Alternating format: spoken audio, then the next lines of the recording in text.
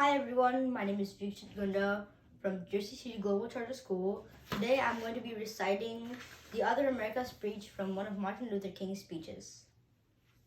Ladies and gentlemen, I need not pause to say how very delighted I am to be here tonight and to have the great privilege of discussing with you the vital issues confronting our world.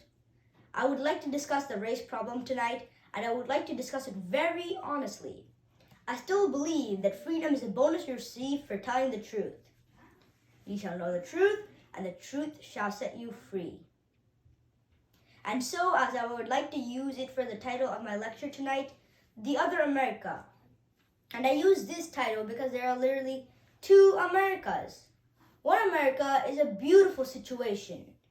In this America, millions of people have the milk of prosperity and honey of equality flowing before them. This America is the habitat of millions of people who have the food and material necessities for their body, culture and education for their minds, freedom and human dignity for their spirits. In this America, children grow up in the sunlight of opportunity. But unfortunately, there is another America. And this other America has a daily ugliness about it that transforms the ebullient of hope into the fatigue of despair. In this other America, thousands and thousands of people walk the streets in search for jobs that do not exist.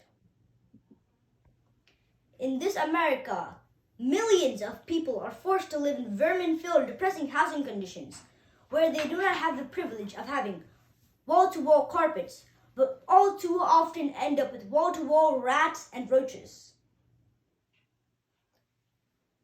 Almost 40% of Negro families in America live in substandard housing conditions. In this other America, thousands of young children are deprived to get an opportunity of adequate education. By then, every year, thousands finish high school reading in 7th, 8th, and sometimes 9th grade level.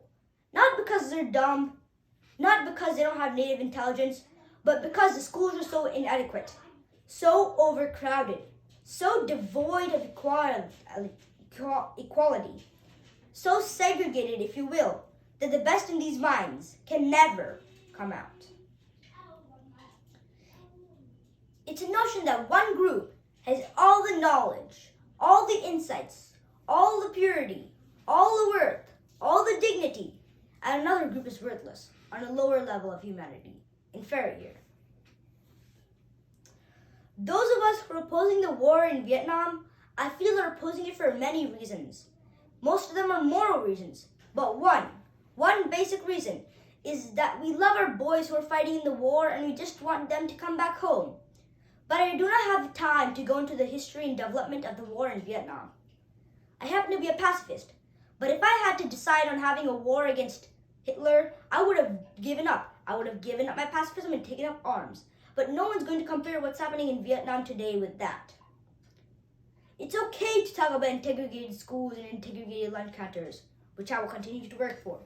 But it would be rather absurd for me to be concerned about integrated schools than not to be concerned of the survival of the world in which to be integrated.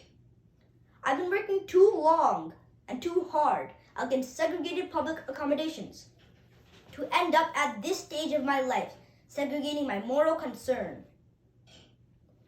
Justice is indivisible. Injustice anywhere is a threat to justice everywhere. We shall overcome because the arc of the moral universe is long, but it bends toward justice. We should overcome because policy is right. A lie cannot last forever. We shall overcome because William Cullen Bryant is right. Truth crushed to earth shall rise again.